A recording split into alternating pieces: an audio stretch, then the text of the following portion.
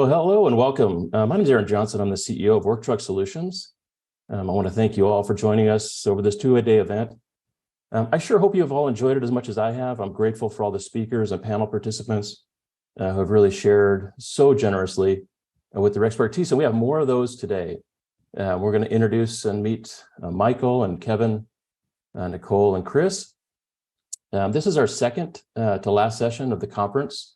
You can call it then, I guess, we're the penultimate session. So it sounds a lot fancier and than second to last.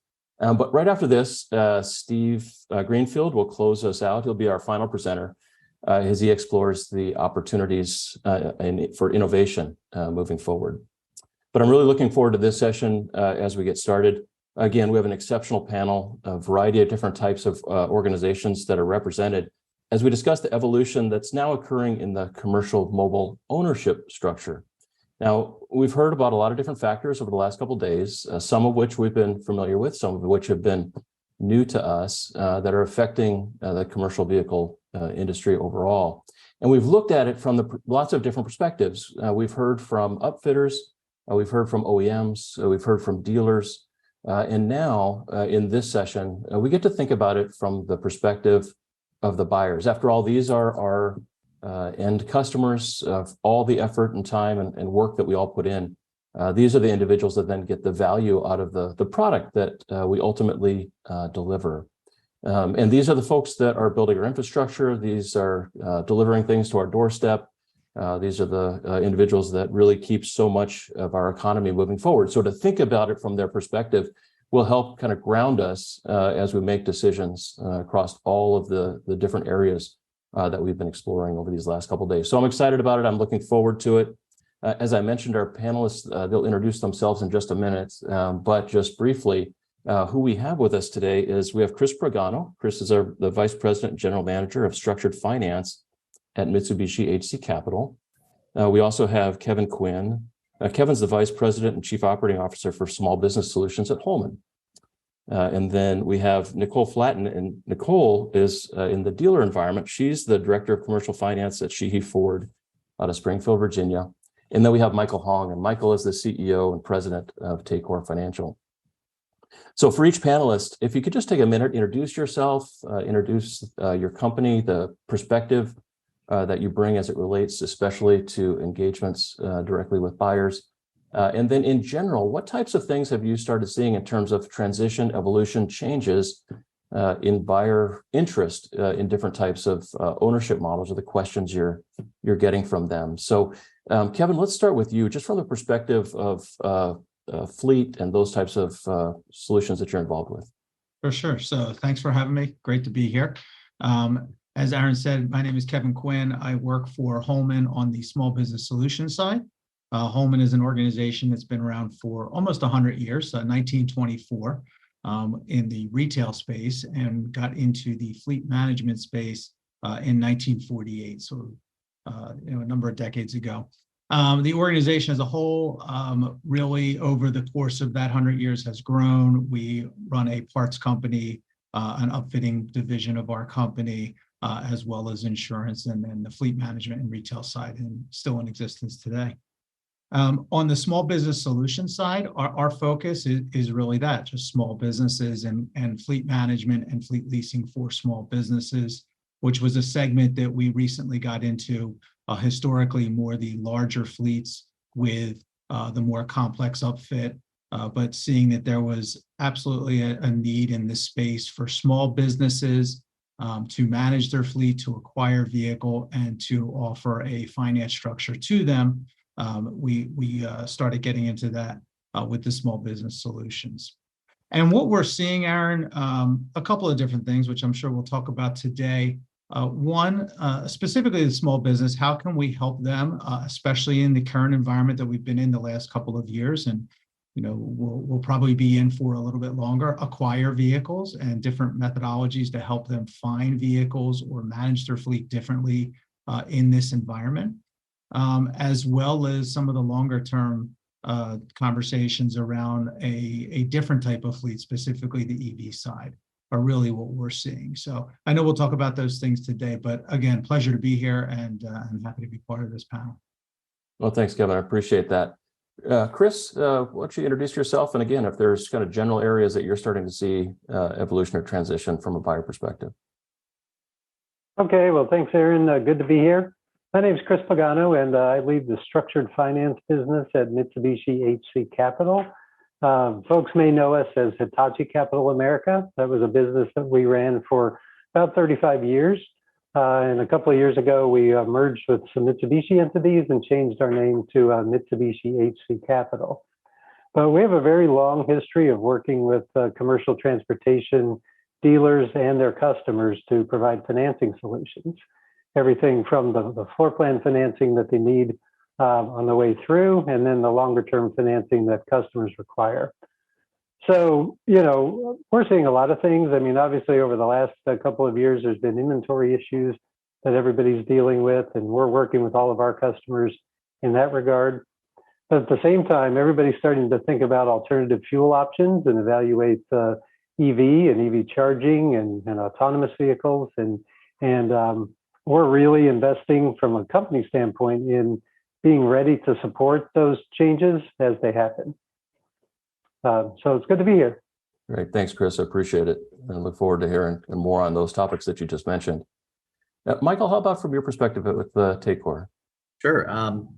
Good afternoon. My name is Michael Hong. I'm the president and CEO of Taycor Financial. And our business is providing access to capital to the SMB community for equipment financing, working capital, and lines of credit. We focus more towards the S in SMB, so I will speak from the perspective of who I know best, the small fleet and owner operators in the heavy duty truck space, and a person, a plan, and a van in the medium duty space. A lot of the small business operators, there's inherent risks, though there are inherent risks across all business sizes, but particularly challenging to the small business operator. So they're not always the early adopters of some new technologies like EV, but they're often innovators. So we'll discuss a little bit more in the telematics and other inventory challenges that they've been going through, but it's wonderful to be here. Thank you very much. Great, Michael, I appreciate it.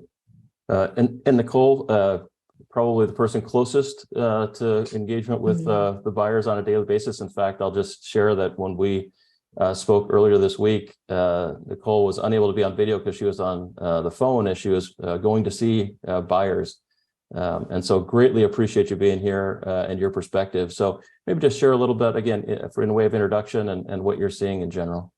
Sure. Well, thank you for having me. My name is Nicolle Flaten. I am the Commercial Director of Finance at Sheehy Ford in Springfield, Virginia. Sheehy Automotive has over 30 dealerships, across Virginia, Maryland, and DC. I have been in the auto industry my entire career, 30 years, and started kind of in high school as a receptionist and kind of worked my way through the auto industry and found that commercial trucks was just always my niche and always my go-to. For us, I am very fortunate. I work at a store where we have a standalone commercial facility. And so our biggest challenge, of course, has been what everyone else's challenges has been, inventory. But the biggest for us is we've seen a huge shift in customers really engaging in BEVs, which we have not really seen over the last 18 to 24 months. And within the last probably 6 months, it's been really a big focus for our commercial account managers as well as our customers. The other big shift we've really noticed is the owners of the businesses are really focusing on cost of ownership, probably more so than I've really noticed, in my career. Which is awesome. All we can get them to do is really ask those type of questions and be interested in wanting to know what options that they have. So thank you for having this. This is very exciting for us as a dealership to participate and attend. So thank you. Yeah, absolutely, Nicolle. We're grateful to have you here. So, you had mentioned inventory. Obviously, that's something that has been on top of mind for all of us as participants in this space, and certainly for buyers. As you look at, even we have kind of a little bit of improvement happening there over the past quarter or so, at least Work Truck Solutions, that's what we're seeing. But that's, not to where it was certainly, 2-3 years ago. I'm curious, as buyers have continued to become maybe more accustomed or familiar or aware of that circumstance, how has that, Nicolle, from your perspective, really impacted the types of questions you're getting, or how they're pursuing their kind of ownership opportunities with commercial vehicles? For us, I have to say we're very fortunate. Ford put into place a program that offers customers the ability to pretty much very similar, like borrow a van as if it was theirs. So we have 3 mannequin BEV transits that they're able to drive, take to their facility, show it to their employees, their fleet guys, see how the charge mileage works for them on a daily basis. And they've been open to it, which is really, with commercial, has been such a difficult challenge for us over the last couple of years. We would start to mention fuel alternative vehicles, and they would just instantly put up their hand and become very defensive. No, we're not interested. We're not.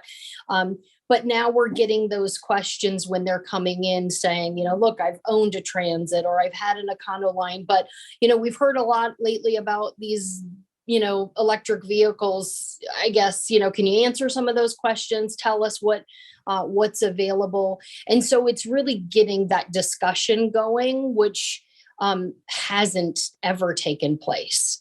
So on the dealer side, that's exciting for us because we're then seeing other follow-up questions being asked that weren't before, like, for example, with telematics and cost of ownership and things of that sort. So it's kind of opened up Pandora's box to so many other follow-up questions and financing, and where they really have become so much more involved versus just accepting of, hey, this is just what we always do. We'll just take the same van and we'll finance it the same way, and that's all we're interested in.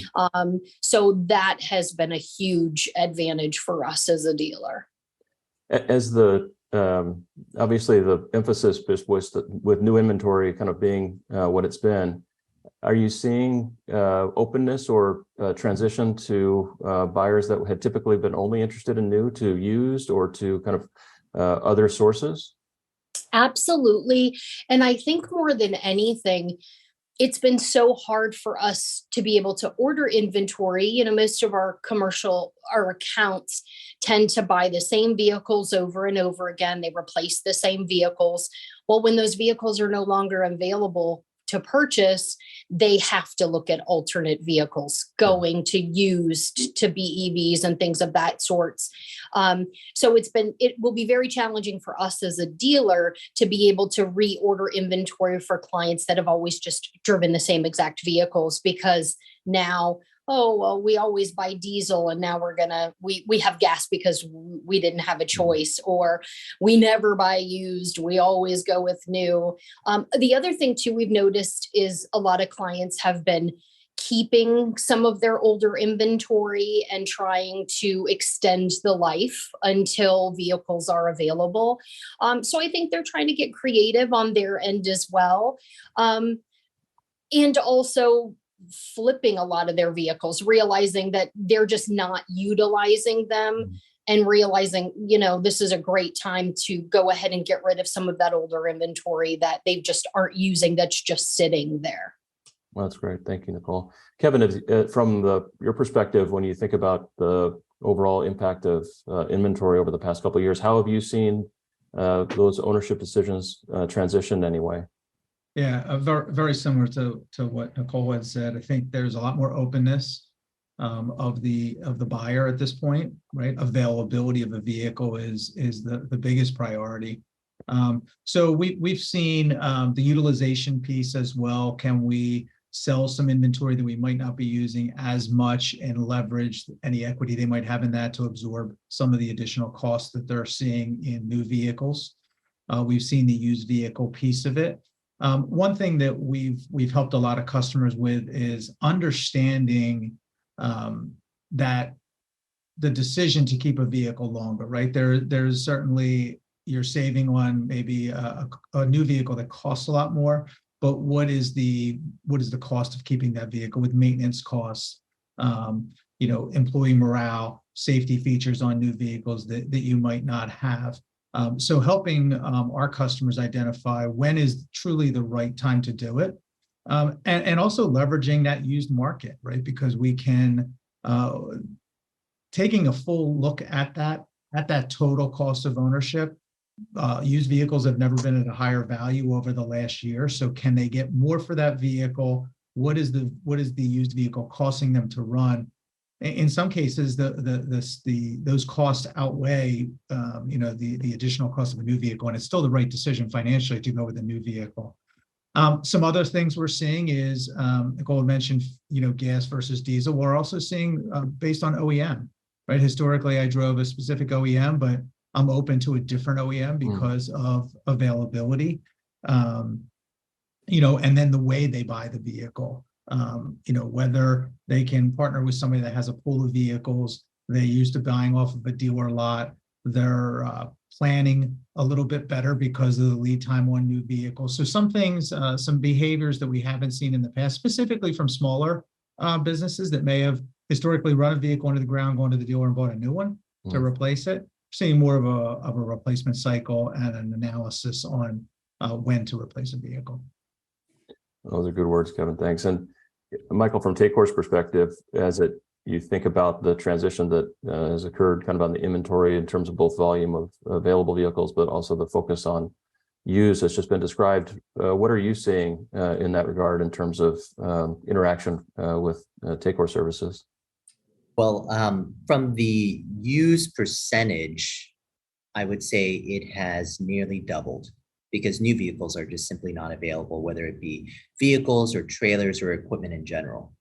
So our used transactions have increased dramatically, and we've had to sharpen our pencils a little bit because a lot of times we considered used vehicles at certain age ranges restricted to certain terms. So we can only finance it for maybe 3 years. And that was fine, but with the increase in the equipment cost because of the lack of availability of the equipment, we had to start thinking what is best for the customer because the equipment is also increasing and now rates are increasing as well. And so we need to start thinking, how can we stretch our terms now to 4 and 5 years on equipment that we used to only finance for 3 years at a time? That now inherently adds risk into the transaction. So we've been partnering with some very interesting and very creative and innovative technology plays to see what is the true condition of the vehicle beyond just miles and hours used and maybe year, make, and model. We can really download from the ECU the true condition, the fault code, and it's allowing us to make smarter credit decisions and not make it be more aggressive credit decisions, because here at the onset of what may be a recession, to what degree we don't know, being aggressive in credit is not the wise course of action. So those are some of the things that we've seen. And at the end of the day, we want to make sure that our customers succeed. Yeah.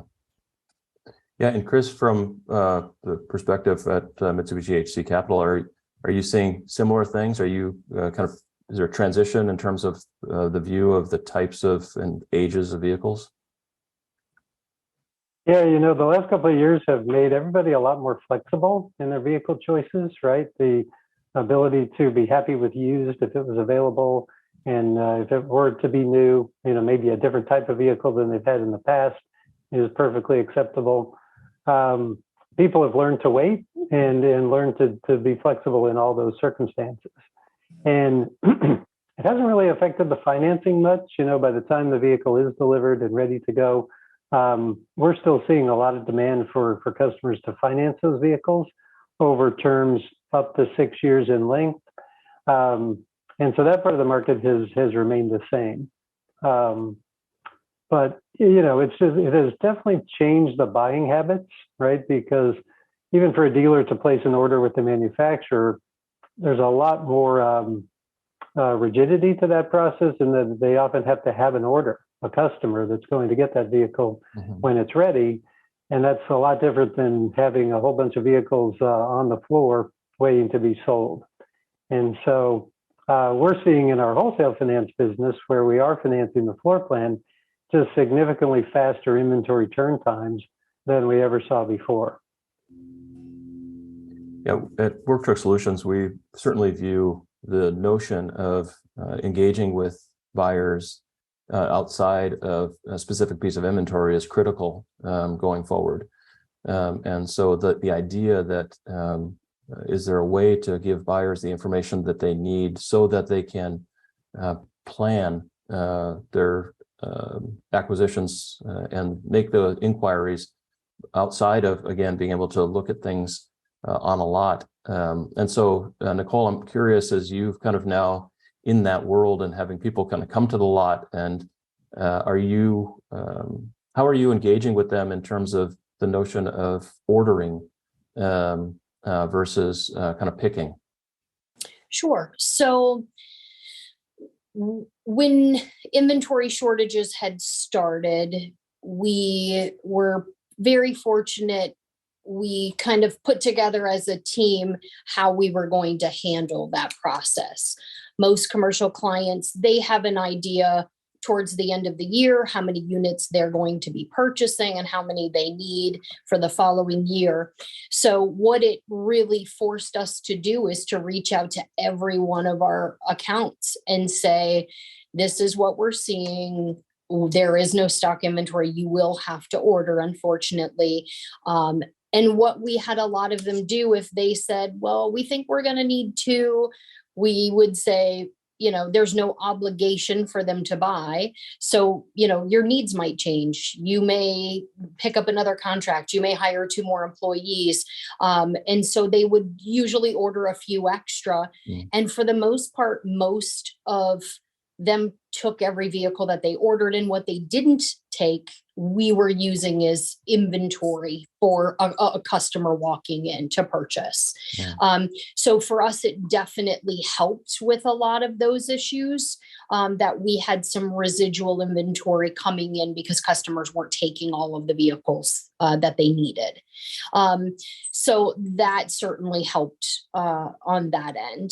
And most of our customers were open to ordering. They started to see that the vehicles that were usually in stock weren't available. And so I think some of them tended to panic also, thinking, oh my gosh, our busy season, December, we usually need to order 6 or 7. So it forced them to plan ahead. But it also then started to bring up those conversations like telematics and things of that, because that's when they were really realizing, wait, maybe we don't really need 8. Let's look at some of our older inventory and decide, is it cost feasible for us to keep it, or do we need to go ahead and maybe replace that unit? So there was definitely an influx in telematics conversations just as much as there was with factory ordering. Sure. So just listening, clearly buyers have adapted their behaviors. They have become more flexible. We've talked about flexibility around the new versus used, some of the capabilities, even maybe some of the kind of manufacturers that they were familiar with, the idea of ordering and planning. Kevin, you brought this up a little bit, and so one of the things that we had talked about is how you can help through the technology, telematics, and those sorts of things, buyers make some of those decisions. So maybe speak to that a little bit in terms of your involvement there. Oh, for sure. So yeah, just using as much data as we can to help identify a couple of different things. One, utilization is a huge piece. I know that's come up a couple of times. We've seen a lot of fleets that have been able to not in a time where you may not be able to get as many vehicles as you historically have needed, reevaluate the true need and and absorb some of the vehicles you can't get through that and still be able to operate. Secondly, the total cost of ownership and what vehicles make sense to continue to run, making sure and supporting our customers to get the regular preventative maintenance done to get the longest life out of those vehicles. I ran a fleet before, and it's easy when you need the vehicles to maybe skip an oil change because you need that vehicle on the road. But really helping customers understand the value of preventative maintenance to make sure that those vehicles that we do determine can last, do last, and they're able to utilize those. And then the other piece of it is we've talked about things that if people have done differently, it's really, having a partner, especially again on the small business side, typically buying from a local dealer, but having someone that they can work with that maybe has visibility to a lot more inventory through a dealership network that spans across the state, a region, or even a country.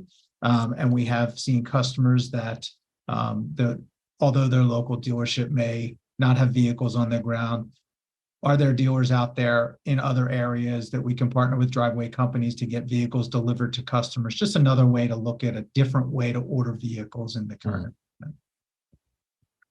Yeah, and Chris, as you think about a lot of the technology changes that have happened and the incorporation of telematics, has that impacted in any way kind of your engagement with buyers or some of the questions you've seen for buyers with more kind of consultative type discussions?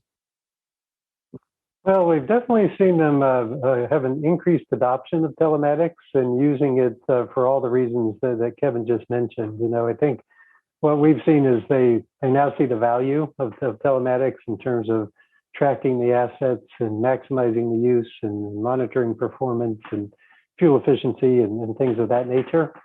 So other than increased penetration of telematics, it hasn't really changed our discussions too much, but we were definitely seeing an uptick there. Sure. And Michael, how has some of the new technologies impacted your discussions or your interactions with buyers, or how you've had to kind of formulate your products around their expectations? I think a lot of great points have already been made. I'm not sure I have so much more to add, but I think technology in general, two of the greatest benefits that it does is it allows you to do more with less, and it makes the world smaller. So just reiterating what Kevin said, it allows people in certain states and regions that are very accustomed to just walking into a local dealership and buying and seeing what they want. And now with the lack of availability, technology makes the world smaller, and you can now buy equipment many states over. And then again, utilizing technology to really visually inspect, because these dealers are becoming more sophisticated with putting the actual video and the condition of the vehicle and making it very searchable and easily accessible. And then again, with the driveway services or the delivery services available, having that equipment delivered to your door as if you were buying something from Amazon. Maybe not as easy, but I think the hope is one day to make it as easy to buy a heavy duty truck as it would be to buy something on Amazon. And in terms of the telematics, doing more with less, technology's really made it such that small fleet operators are having third parties come in and build tools and technologies that allow them to operate their small fleets more efficiently. Things that were really only accessible at the large fleet scale are now coming down as software as a service. That has become incredibly powerful for these small fleet operators to be a little bit more competitive and to be sharper and to be able to be just less impacted by what's going on in the world today. So for buyers, as we've discussed, have become more flexible. They've also then become much more kind of data oriented, that they're looking for and us in many cases to provide feedback on some of the decisions that they're looking to make, whether it be as you mentioned, Kevin, what's the cost of keeping this vehicle versus the cost of replacement. And I know Nicolle, you had been involved in those discussions. Before we move to kind of a different topic, and I just want to welcome those that are listening in to send in questions. We did get a question, and it's specifically Nicolle, directed for you. It's focuses on this the quarterly fleet ordering process that's been instituted, and has that changed how you interact with your fleets in terms of either the kind of, are you kind of reaching out to them proactively as you know these ordering banks are starting to open, or are they aware of those timings on their own? We are. So even what has kind of happened is our commercial account managers really are meeting, whether it be virtually, over the phone, in person. A lot of them like to go in person and really sit down with them and explain kind of what has happened, what the expectations are for servicing, purchasing, ordering, things of that sort. And really quarterly has been what has worked best for us with ordering, especially when that client has already ordered other vehicles. So they have some type of an expectation of, usually these vehicles take 8 weeks to get, they're taking sometimes a year. We have some vehicles that are taking over a year, unfortunately. And so I think it's opening up the discussions more so of, hey, we need to look at this at maybe a shorter time frame, like quarterly, versus just ordering once a year, and trying to stagger out those orders a little better. And so that is also when the commercial account managers are really sitting down with them and offering things like telematics. And, I'm very fortunate with our manufacturer that they have a separate division where they will meet with our clients. So a lot of times that's when we'll try to set up those type of appointments if it's something they're interested in, with bringing out a representative, to talk about those kind of things. But it has been very difficult, unfortunately, because the order banks get pushed back. That is inevitable. And so it's maybe just getting our accounts to realize that they have to open up their expectations a little bit, and that unfortunately it's our hands are kind of tied at some point, but Sure. We would do everything that we try to keep that inventory ordering going versus just putting in one mass order. Yeah, that makes sense. And Kevin, in your kind of field, I'm sure you have impact of this as well. For sure. And want to make a quick point around, Michael made a comment, and we've talked a lot about the customers being flexible and changing the way they do things. One thing, as an organization that has 37 rooftops, and I'm sure Nicolle has seen some changes in the way they do business as well. Flexibility from the dealerships and the way they sell has been a big piece of how buyers are buying today as well, right? So it used to be most people would walk in and kick the tires and see the vehicle, and early on, in order to be competitive and to be able to still remain open, our dealers, including our commercial side, had to change the way we sell, right? Whether it's a more robust inventory online, more pictures, Michael brought up the condition reports, things like that on used vehicles. I think everything has changed. We talk about the buyers and how they have changed in the current situation, but I think it's, and I think for the long term, a good thing, the way the commercial, our retail and commercial dealers have changed the way they sell. Been forced to do that, and long term should be a good thing. Yeah, and I think that you've heard throughout these couple of days that flexibility, term for really across all the different areas of the supply chain, and really all of us as we participate in this industry. And I think as we think about our buyers, again, all of our kind of ultimate end customers, understanding how they're viewing this change allows us, I think, to adapt and be flexible and meet their needs. And that's what will drive the success of the industry overall. So yeah, I appreciate you kind of sharing that perspective, Kevin. We touched a little bit, and again, in other sessions as well, but also today, on the impact that alternate fuel vehicles are having in buyer decisions. and ownership models as they pursue how they're going to utilize this. I think from a buyer perspective, from a fleet perspective, a small business perspective, they look at these decisions that are being made in various geographies around the expectations of what they'll be able to acquire or utilize in the future. And they have to make decisions. And in many cases, that's not their business. Their business is building houses, building roads, delivering packages. But these are very critical to their success long term. And so we're in a position then in our various areas to help facilitate kind of that knowledge transfer and guidance. So as you think about alternate fuel vehicles and the engagement that you've had with buyers in that regard, what are they kind of thinking about as it relates to either specifically being more involved kind of in the fleet management portion, being more involved in actual ownership, leasing, et cetera?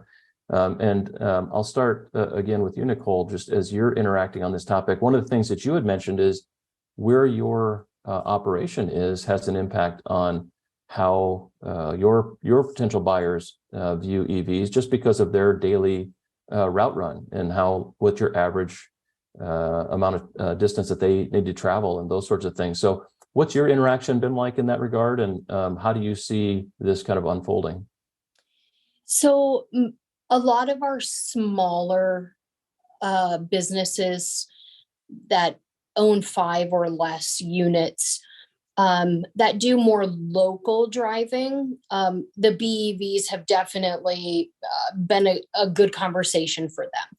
Unfortunately, we're in a metro area where we are 5 miles away from Maryland, DC, Virginia. So unfortunately, the amount of mileage a lot of businesses drive is sometimes 300 miles a day, which sounds crazy for some people, but that's a norm in this area.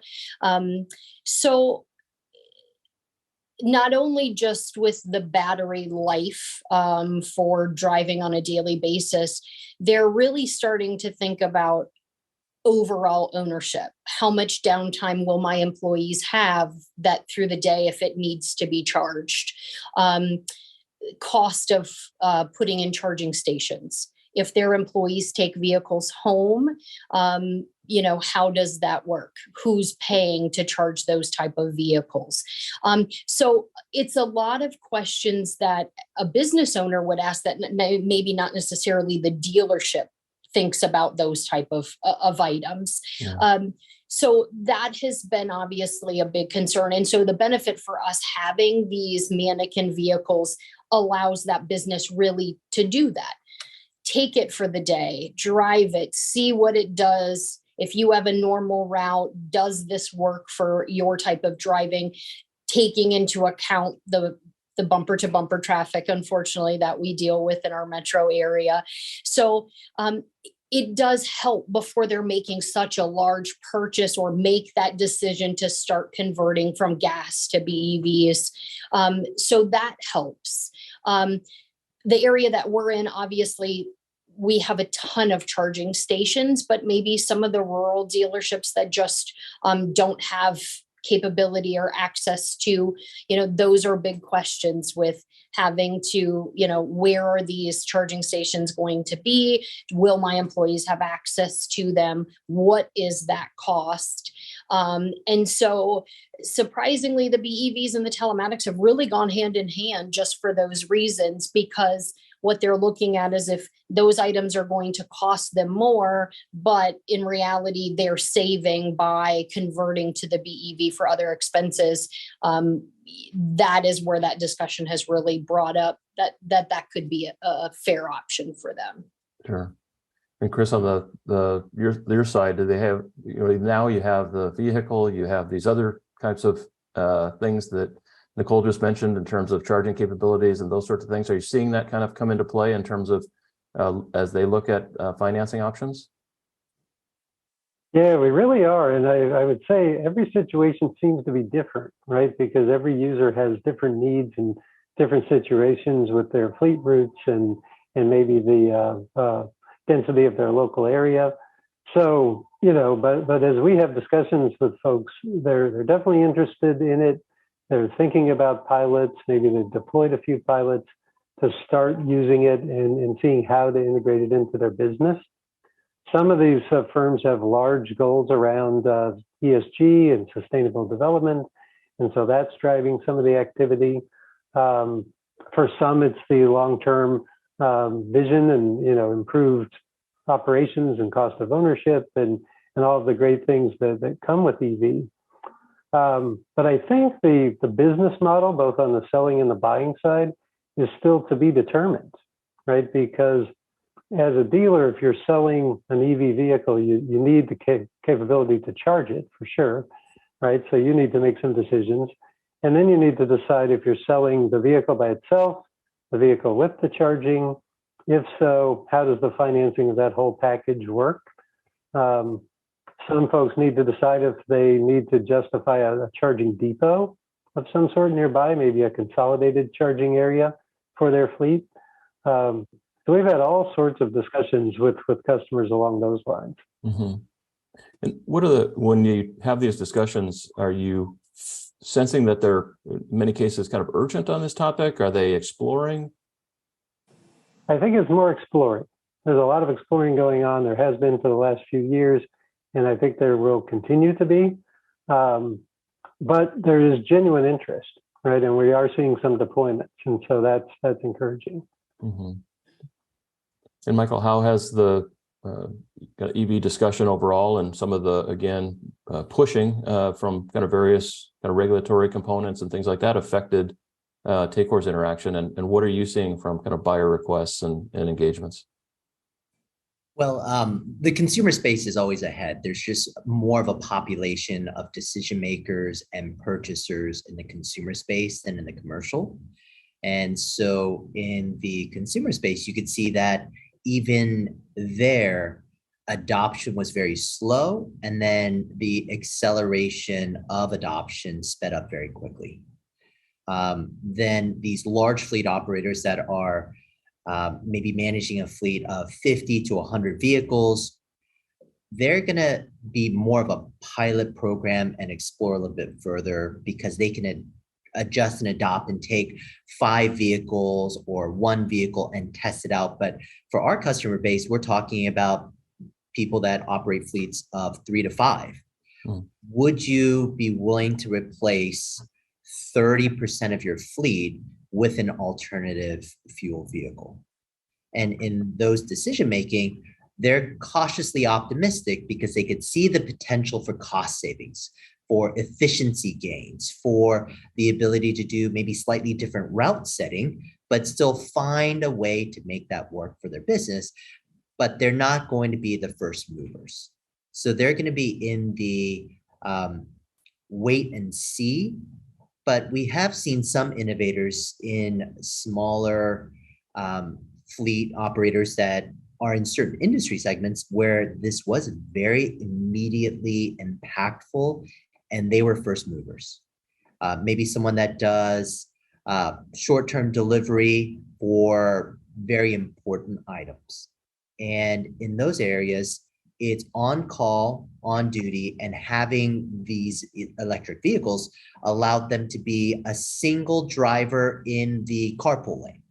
And that made the delivery itself far more efficient. So there's other benefits, but I think some of it requires local, state, federal legislation to come in and help with that adoption, whether it be through tax rebates or helping install more charging stations, making that more beneficial. I think that'll be a very helpful thing in adoption to this small business community. So we could think about this kind of buyers moving more and more towards alternate fuel, at least on the electric side, in segments, right? So we have commercial overall, but as you just mentioned, Michael, there's a certain segment, which is maybe last mile delivery or kind of van orientations to I like your person plan in a van. The adoption there certainly could vary different than those that are, dependent upon, class 5 and 6 type vehicles, those sorts of things. So we could think about it as we segment our customers in by the business, the vocation, and then interact with them in such a way that would allow us to better meet kind of their needs, because they're perhaps more influenced by what they see on the retail side than is, again, someone that is in need of a vehicle that can do other types of functions that maybe they don't see as much, as they're kind of driving around the road and looking at comparable vehicles. As you said, especially if they're not in the the first part of the transition, they're more on the follower side, which certainly is a valid place to be. Kevin, on the fleet side, how are you seeing kind of adoption or interest or that ownership discussion when it comes to alternate fuel? Yeah, not too different than what we've heard. It was interesting. I heard Gregory on, I think it was the previous session of this, made a comment that between two red lights, he counted 19 EV vehicles. But to Michael's point, I guess is the majority of those were on the consumer side. And we're seeing I think it's interesting because even where we were just 24 months ago, 36 months ago with the EV discussion, how far we've come, it's now commonplace. Everybody's having the conversation. All OEMs are, involved in this space. And I think that small businesses and fleets are not, are just as open to whether it's regulatory concerns, emissions goals, sustainability requirements. They're all there, right? So they don't avoid those. And I think a lot of the investments that the U.S. is making, whether it's in the electrical grid or charging stations, I mean, tens of billions of dollars plan to go into this. It's coming, and you may be, a slow follower, but we're having the conversation, and that's really what we talk about with our fleets. Is it's never too early to plan for it. It's never too early to start the conversation around replacing your fleet. How quickly do you want to do it? What segments within your fleet do you want to do it with? Having the conversation around home chargers versus a charging station at the office, depending on, whether they take their vehicles home. All of those things that need to be considered, because we all recognize that it is going to be here sooner than later. At least that's the trend we're in. Let's at least start having that conversation and talk about what the plan looks like to eventually make that transition. And you mentioned helping our customers make decisions based on things like total cost of ownership and the information coming back from telematics. I'm curious what you're seeing in terms of, a lot of that data that we leverage is based on internal combustion and the many years of history that we have and across lots of different types of vehicles. How are you able to have those same discussions on the EV side? Just less data available to you at this stage, just based on the kind of the current cycle. For sure, and I think that's why it's important to start the conversation, and partner with somebody, especially on the small business side where you may not have a lot of visibility. We have a team dedicated to the EV space within Holman to help corral all that data, because the data is out there. It might not be on your specific fleet from your specific vehicles, but the data is out there from a number of different sources. So partnering with somebody to be able to help through that transition, we think is absolutely critical. Yeah.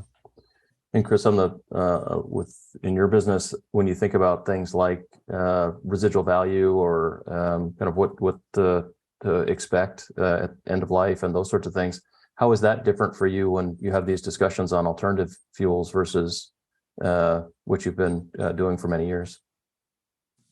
Yeah, so it is different because, of course, the stuff we've been financing for 35 years is kind of proven out. We know what happens at the end of term. We know a pretty good idea of what we can do with the asset if we get it back. We don't really have that with the EV vehicles yet. So we'll be watching that part of the market and getting educated and understanding what those options are at the end of term. But I think until then, we probably won't be a big residual investor in that part of the cycle. But we're happy to finance the vehicle itself, right? All of the charging stations and infrastructure and costs required to support the vehicle, but more of a loan than a residual-based lease transaction. Let's see. And Kevin, just back to you on the fleet side, when you think about the charging component of this, are you having discussions with customers on whether that's they put that in a kind of central fleet area, or how they integrate with putting in charging stations at home, those sorts of things? Absolutely. It goes back to, there's a couple different options or things to look at there. Nicolle mentioned the area that you're in and what does the infrastructure currently look like? What might it look like down the road? Depending on how their fleet is handled today, do their drivers take the vehicles home? Are they, domiciled at a depot or a specific location? So those factors come into it. And then I think that's part of the conversation. Do we, considering changing the way you operate your fleet today, and maybe vehicles all do come back to a one central location, but does it make sense financially and for the individual and for the range of the vehicle for businesses, to invest in home chargers for their employees, to be able to provide that as part of the vehicle? Clearly, there's a cost to that, but the comparison of the cost of that versus fuel costs in today's world, there's just a lot of things to look at. But I think Nicolle said it well, where there's a lot of factors that go into that, where you are, what type of business you're in, and even within some businesses, it might vary between segments within a singular business. 25% of the fleet might operate one way, where 75% operates a different way.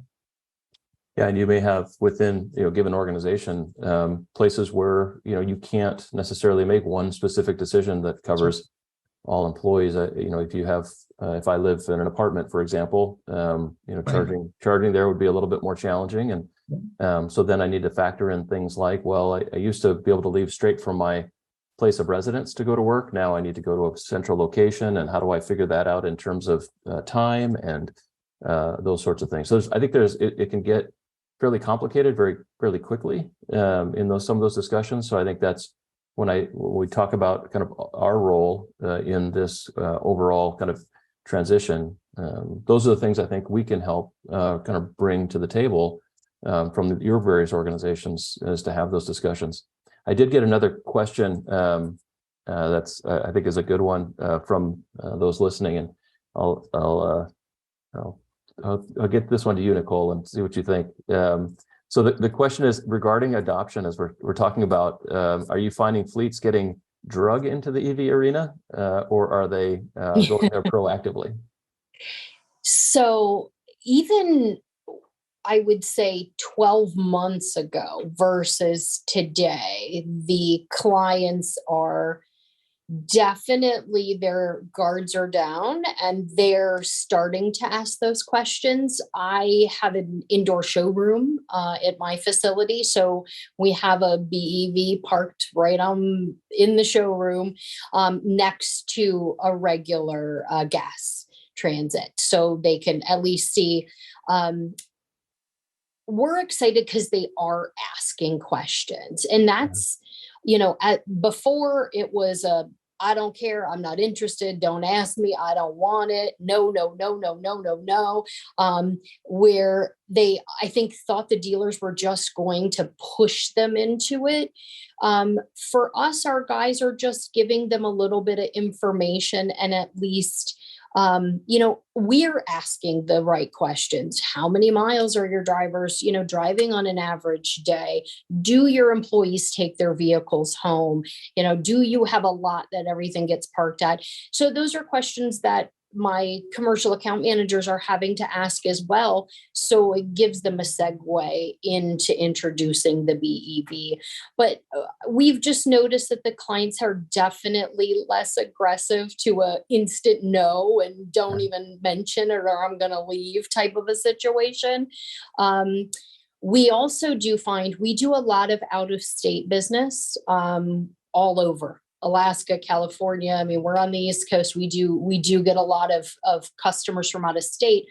The inquiries we're getting for BEVs are local businesses, not any out of state businesses. Which one? Is it because they don't have them to look at? Is it their dealers don't offer them? Is it they don't even know they're available? I mean, it could be so many different reasons. So even when a customer calls in from out of state asking specifically about a gas, we always ask them, you know, we offer BEVs. We do have them. Is that something you'd be interested in? We try to send them some information, but definitely a little less aggressive with the no, which is great. Right. So we're excited. We're excited that at least they're giving us the opportunity to show them the features and benefits of it. Yeah. And so it sounds like from your description, there's maybe, I'll say, based on the question, less dragging now than there perhaps was a year ago.